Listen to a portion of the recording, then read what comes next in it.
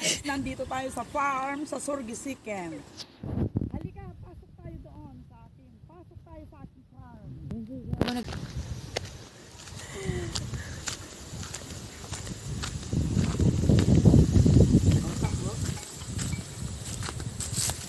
Ito yung ating maliit na kubo.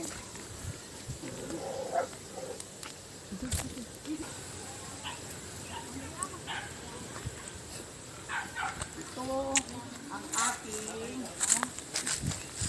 hand tractor. Ito ang tinatawag na hand tractor, ginagamit sa pagsasaka. Guys, mayroon tayong maliit na bodega dito, papasukin natin. At dito iniimbak ang ating mga pataba. Ito yung mga pataba na ginagamit sa pagsasaka. At ito naman po yung mga gamot. Iba't ibang klase ng gamot para sa gulay at saka sa palay.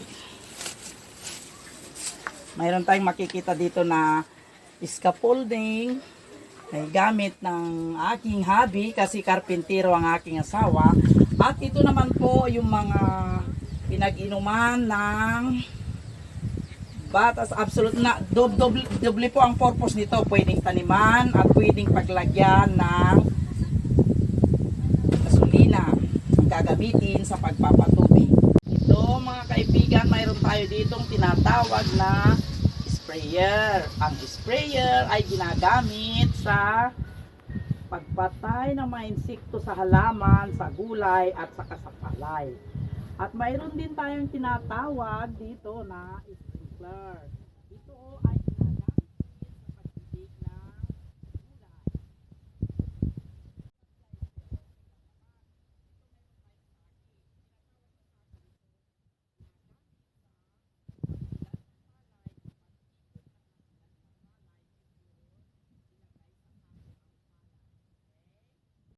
Pag nagtitipon ka ng mabilad na palay, kung nag-enjoy ka, may ganito, may ganon, may sayaw, ganyan, ganyan.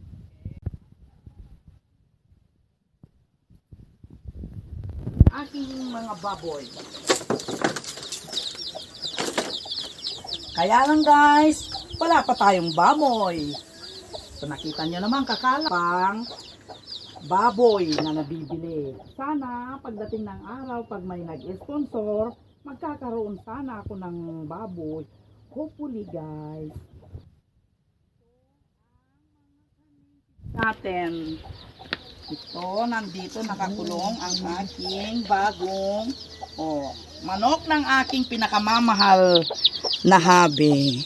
Yun nung masipag ang aking asawa, alam nyo na, yan ang kanyang chicken. Ang kulungan ng manok ng aking asawang masipag. Dito nangingitlog ang kanyang mga manok. Ayan ang mga itlugan.